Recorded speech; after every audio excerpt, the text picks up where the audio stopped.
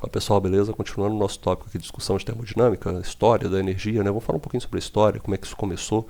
Começou lá atrás com Aristóteles, né? Ele ia investigando muito mais a ideia dessa energia, não como a energia que a gente conhece hoje, mas uma energia mais relacionada à vida, né? A possibilidades de vida.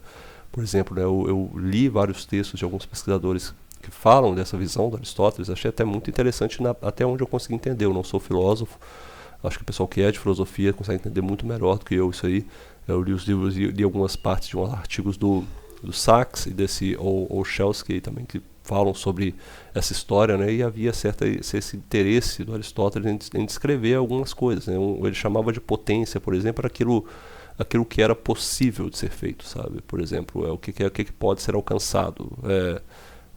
E assim, falava, existem todas as possibilidades, né? Se você ser qualquer coisa, são iguais, né? Mas existem algumas que têm mais potência, mais possibilidade de ser reais do que outras, né? E, por exemplo, se eu quiser ser campeão mundial de surf, é possível? Eu teria que todos os dias treinar surf, né? Se eu fosse bom, se eu treinasse muito bem, se eu tiver desenvoltura, um dia posso ser campeão mundial de surf. Tô brincando, acho que o Aristóteles falaria que essa é uma possibilidade que não tem condições de acontecer. Essa aí seria uma possibilidade totalmente limitada, né? Ainda mais na minha idade, mesmo eu morando aqui em Niterói, mas é praticamente impossível disso acontecer. Mas assim, eu ser um bom professor de termodinâmica talvez seja uma possibilidade mais fácil de alcançar.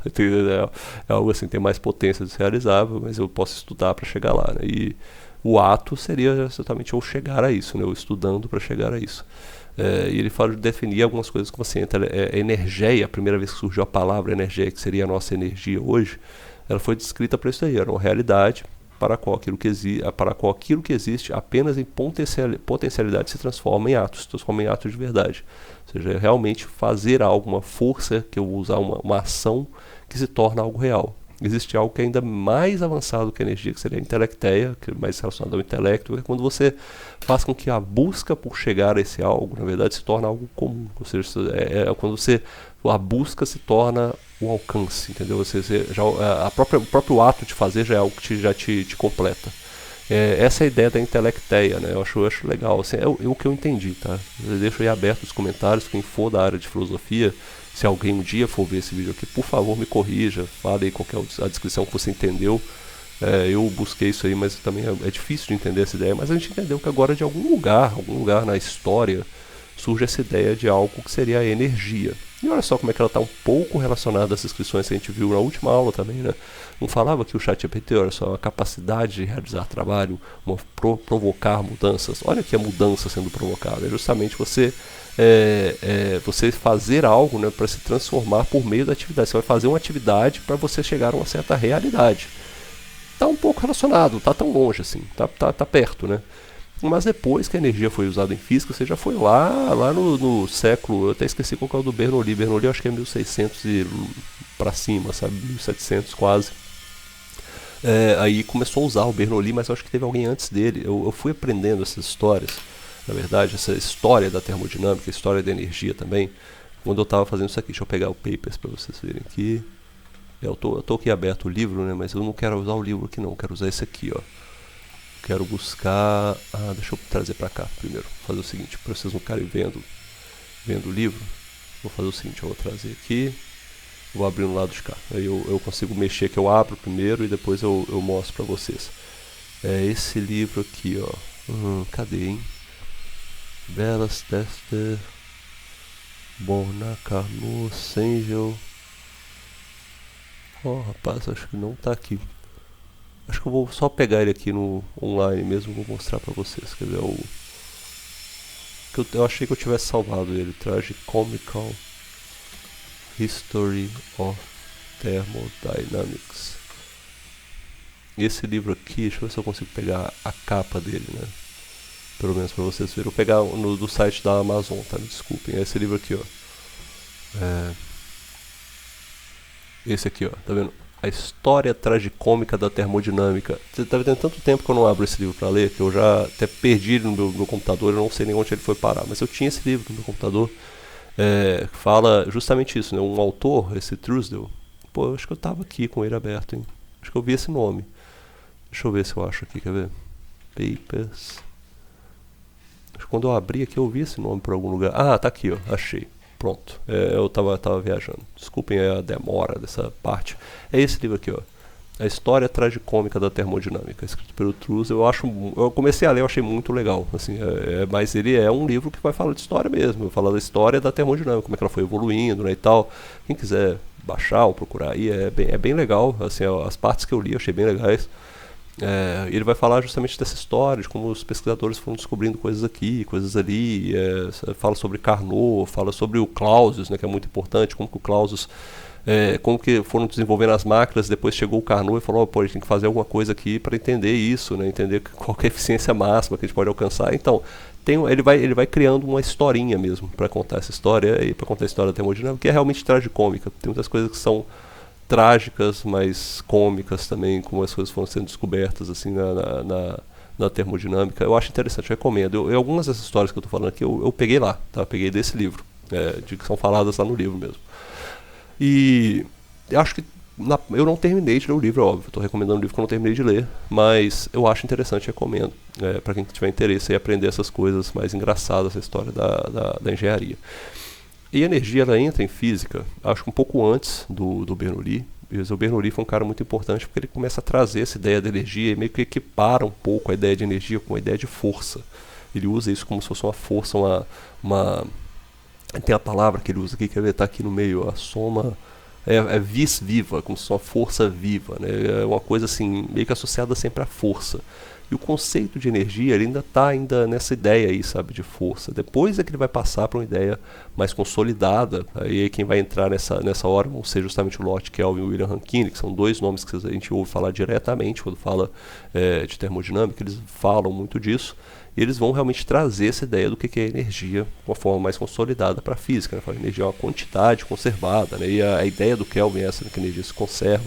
Energia cinética e potencial são definidas também pelo Kelvin. E o Rankine, ele traz essas conexões de energia, uma forma de medir trabalho, e unifica essa ideia também do calor com o trabalho junto, sendo duas formas de energia. Né? Eu acho que tem até um trabalho do Joule, um pouco antes, que ele meio que fala essas coisas que o trabalho e o calor são coisas similares, elas são duas formas de energia. Né? É bem interessante como isso aí foi sendo construído. Mas um lado que é legal é a gente pensar que isso, assim, essa construção da ideia de energia, de trabalho e de calor, e a gente vai ver isso aqui agora, ela é um pouco diferente do resto das áreas de física, sabe? Normalmente a coisa vem muito lá do fundamental, né, e saindo assim para o desenvolvimento. No caso da termodinâmica, ela sai justamente da necessidade de engenharia, como se a engenharia tivesse necessidade de fazer algo e foi criada uma ciência para explicar aquilo, sabe? A gente vai ver isso aqui. A primeira máquina térmica mesmo feita, isso surgiu porque o pessoal queria usar calor para fazer alguma coisa. Mas a primeira máquina térmica de verdade foi feita, é um negócio chamado esse aqui, é o Lippi-Leggero. Eu acho o nome em inglês horrível, o nome em inglês eu acho que é melhor do que esse nome em português. Mas era só isso aqui, ele que fazia, esquentavam a água aqui dentro desse negocinho, dessa esfera aí, e a água ficava quente. Quando a água ficava quente, ela passava a ser vapor. Aquele vapor começa a sair, né? O vapor sai saindo e o negocinho começava a girar. E o Hero, né, super feliz, na época lá da Grécia, né, ele inventou isso assim, falou, olha só como é que a gente consegue fazer, a partir de uma chama, a gente faz algo se movimentar e tal. Não tinha aplicação física nenhuma, ninguém fazia nada com isso, assim, mas era legal, era um experimento visual legal.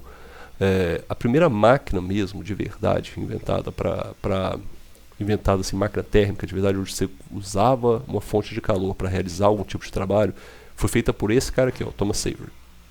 E por que ela surgiu? Ela surgiu com esse nome, tá? Ela surgiu na época com esse nome aqui. Ele vendia ela, ele criou essa máquina e vendia ela com esse nome aqui, ó. O amigo do mineiro, não um mineiro como eu, né, de Minas Gerais, mas um mineiro como aquele cara que trabalha na mina, né, trabalha diretamente na mina. Ou falam, uma máquina capaz de levantar água através do fogo. Olha, o cara é bom de marketing, né, ele realmente criou isso daí. O Savery criou isso lá na Inglaterra, 1698. A ideia do Savery surgiu com uma ideia comercial. Ele foi um empreendedor. Ele foi um empreendedor. Hoje ele fala muito, empreenda mais, faça mais empreendimentos. Assim, eu falo, o Brasil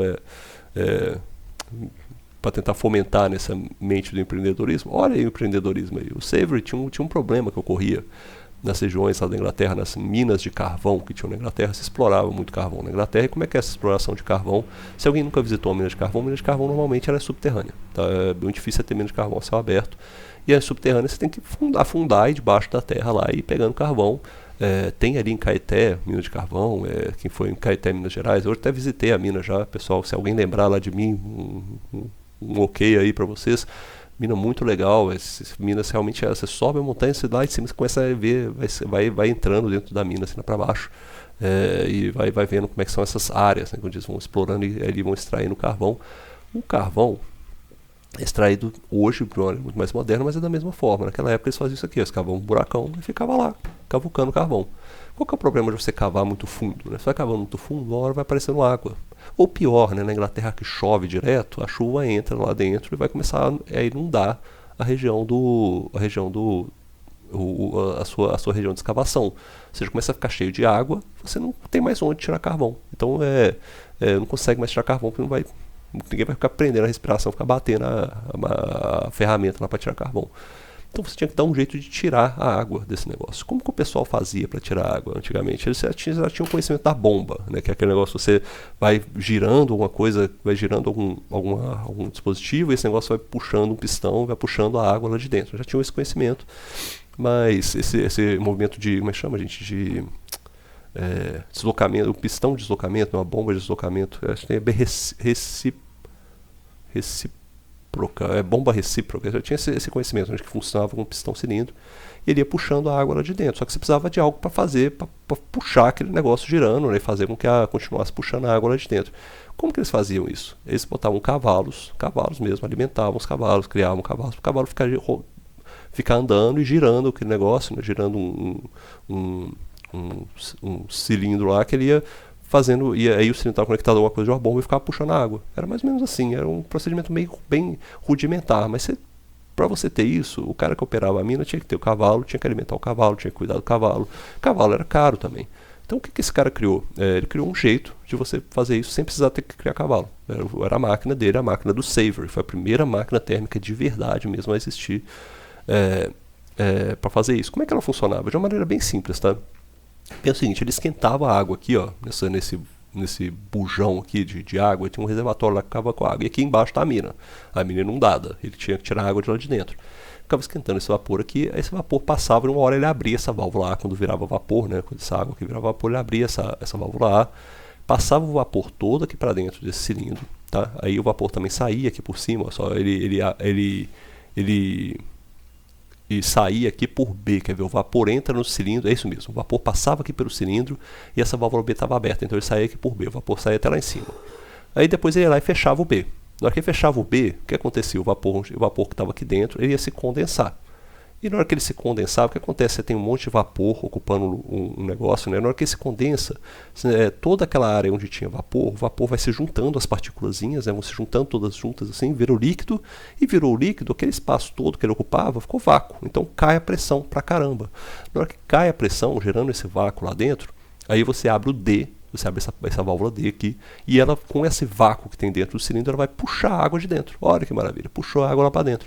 Na hora que puxa a água lá para dentro, o que acontece? Né? Você, depois que puxou um tanto de água para encher o cilindro, você fecha a D, abre o A novamente, e aí você usa o vapor que está saindo aqui desse bujão para empurrar essa água toda para fora de novo. Aí você fecha o B e depois você recomeça o ciclo e vai fazendo, né? Ou você tem como você abrir esse seco também para poder resfriar o cilindro, também tinha uns processos assim. Mas o processo é mais ou menos esse, você vai ficando fazendo isso. O vapor entra, esvazia o cilindro, aí você fecha, ele condensa lá dentro, gera o vácuo, puxa a água lá da mina, aí lá dentro você joga uma água para resfriar lá dentro também, aí você vai e joga o vapor para limpar aquilo tudo ali de novo. É assim, fazendo esse ciclo eternamente, né? até tirar. O problema da máquina do Saver é que ela era extremamente ineficiente, muito ineficiente. Até chegar um cara, e esse cara é conhecido demais na área de termodinâmica, esse tal do Newcomen. Ele mudou um pouco a estratégia, ele fez um jeito diferente, ele ia aquecer esse negócio aqui, ele aquece aqui nessa região da caldeira, ele está aquecendo o fluido. Esse fluido aquece, e na hora que ele se aquece, ele se expande, né? Empurra um pistão para cima, e aí vai funcionar aqui como se fosse uma bomba, tá vendo? Aqui é uma bomba mesmo, tá puxando a bomba recíproca, puxando a água lá de dentro. Na hora que o vapor passa aqui pelo ar para essa válvula V, ele vai expandir, vai empurrar esse pistão lá para cima, ele empurra então esse esse braço aqui que vai empurrar a minha bomba lá para baixo. E daí, na hora que ele quer fazer com que esse negócio se resfrie, ele vai injetar um pouquinho de água mais fria lá dentro. Então você vai fazer com que esse vapor que está dentro ali do cilindro aqui agora, que empurrou o pistão lá para cima, e faça com que esse vapor se condense novamente. Condensou, tudo aquele vapor que estava ocupando aquele espaço todo vai juntar as moléculazinhas e o resto vai virar vácuo, cai a pressão, caindo a pressão ele puxa o pistão para baixo, ou seja, esse negócio aqui que estava girado descendo a válvula agora ele gira para o outro lado, e assim continua. Depois ele abre a válvula aqui de novo, empurra o pistão para cima e vai assim eternamente, até tirar toda a água lá de dentro. É mais ou menos assim que funcionava a máquina de Newcomen. Ela era muito eficiente, mas ainda era uma das máquinas mais eficientes ainda que tinham na época. Ela era muito mais eficiente do que a máquina do Saver. A empresa do Saver até durou durante um tempo, mas a máquina de Newcomen, ela comeu o mercado do Saver. O Newcomen comeu. Porra, péssima piada, mas quem tem aula comigo sabe que eu faço essas piadas horrorosas também. A máquina do Newcomen comeu o mercado, né, e dominou todo mundo. Ainda não estavam satisfeitos, né, ainda queriam melhorar mais, até que chegou esse maluco aí, o tal do James Watt. O nome dele vocês já devem saber, é muito famoso na nossa área de termodinâmica. O Watt é o quê? É uma unidade de potência, é o joule por segundo. Recebeu o nome em homenagem a ele. Esse Watt, cara, ele era um escocês. Ele trabalhava com inglês, se eu não me engano. Eu não sei se ele era escocês, trabalhava com inglês, ou se era inglês, trabalhava com escocês. Eu sei que ele estava lá em Glasgow, e ele era um engenheiro, né? Ele estudava essas coisas, e ele trabalhava lá em Glasgow, assim. Ele queria fazer um jeito de fazer a máquina do James Watt, do Newcomen, ficar melhor. Ele não sabia como ainda fazer isso. E ele estudou muito isso, e a história que conta, está lá no livro, eles falam essa parte também, do livro Tragicômico também eles falam isso, que ele, um belo dia, resolveu sair para dar uma caminhada nos campos de golfe de Glasgow. E dizem que foi a caminhada mais rentável da história da humanidade, porque esse cara, nessa caminhada, ele teve a ideia do que seria fazer a máquina do Newcomen mais eficiente. Ele pensou isso realmente. Essa ideia que ele teve foi o que possibilitou a criação, por exemplo, das Marias Fumaça, né? Esses motor a vapor, que é utilizado, por exemplo, para trens, foi utilizado para um monte de outras aplicações, não só mais para tirar água, né, de uma mineração, mas era utilizado como gerador de potência em várias aplicações. Essa ideia do James Watt, se vocês pegarem exatamente quando foi criada, foi justamente quando começou a Revolução Industrial. Foi o que impulsionou a Revolução Industrial, foi o que fez a Inglaterra dominar o mercado tão rapidamente. Esse aqui é um exemplo da máquina do James Watt, mas eu gosto de mostrar ela nesse lado aqui. Ó. O que tinha de errado na máquina do Newcomen?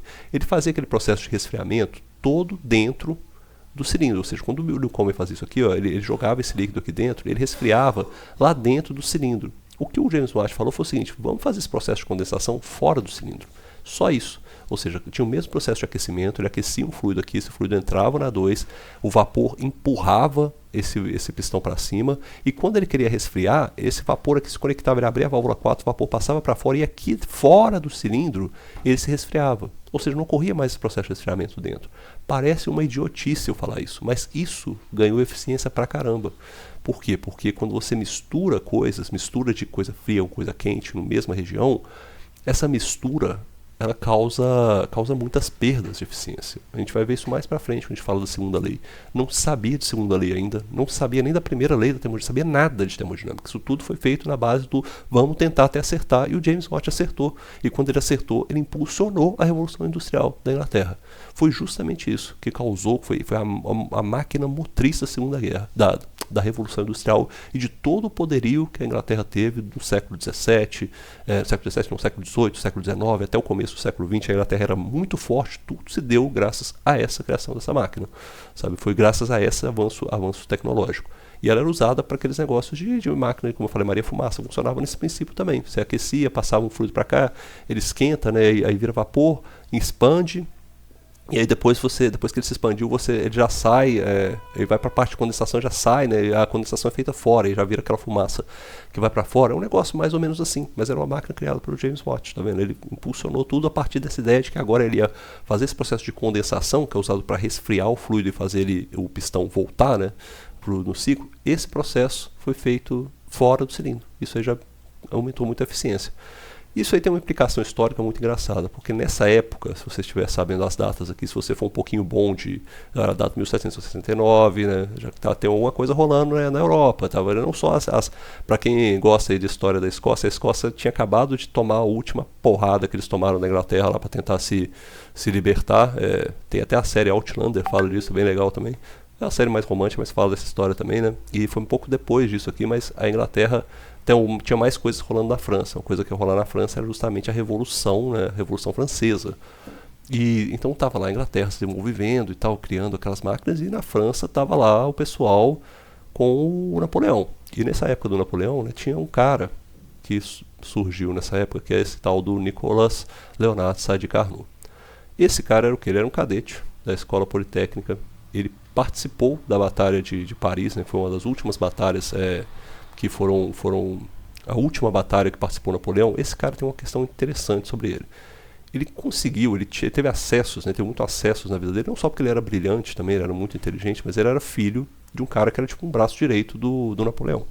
Ele era filho do, se eu não me engano, tá até aqui, ó, Lazare Carnot. Olha o nome dele aqui embaixo, ó, Lazare Carnot. O Lazare Carnot não era o braço direito, não, ele era só o ministro do interior do governo de Napoleão. É o pai desse cara.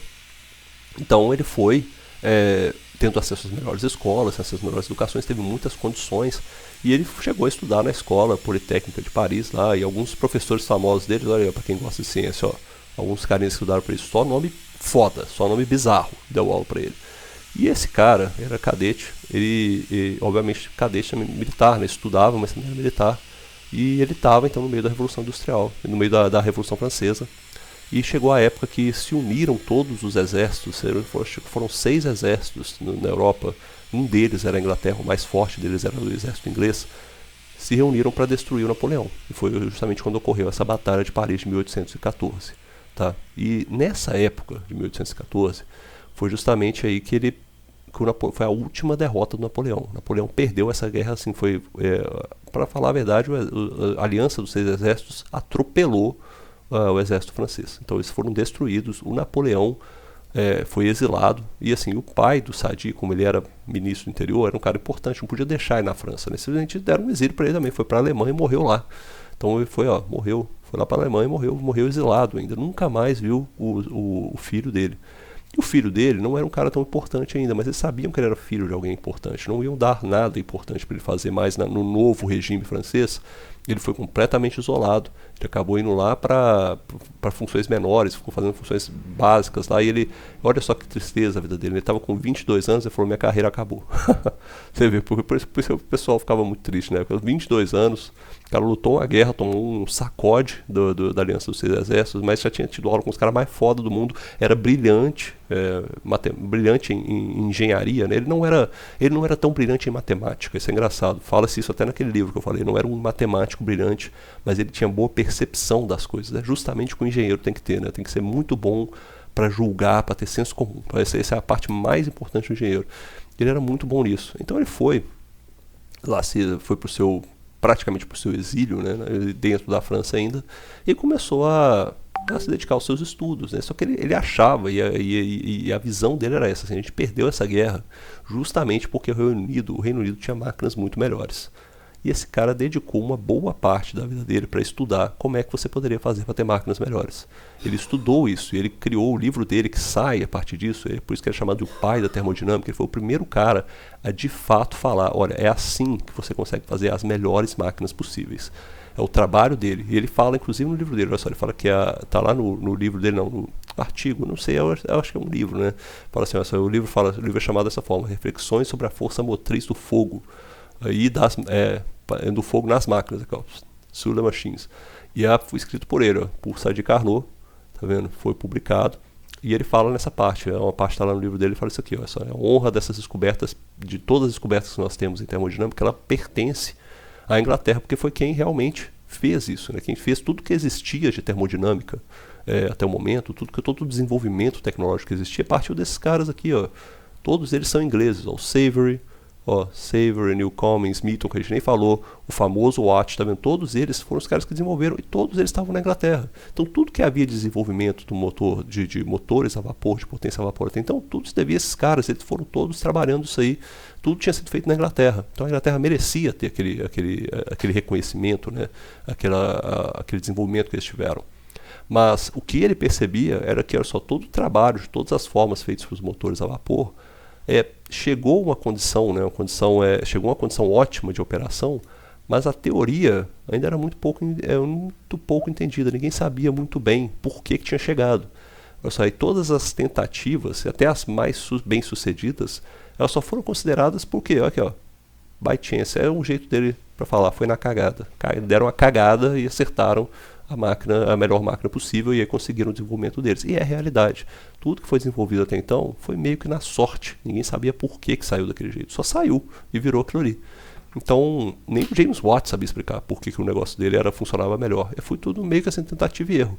E agora o Carnot, nesse livro dele, ele explica por que as coisas podem ser melhores.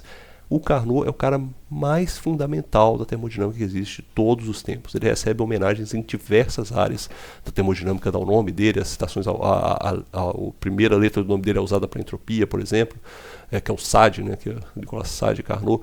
Tem várias histórias da termodinâmica que se desenvolvem a partir do estudo dele. E ele é muito importante na termodinâmica, a gente vai falar muito dele, principalmente na parte de segunda lei, ele entra bastante, tá?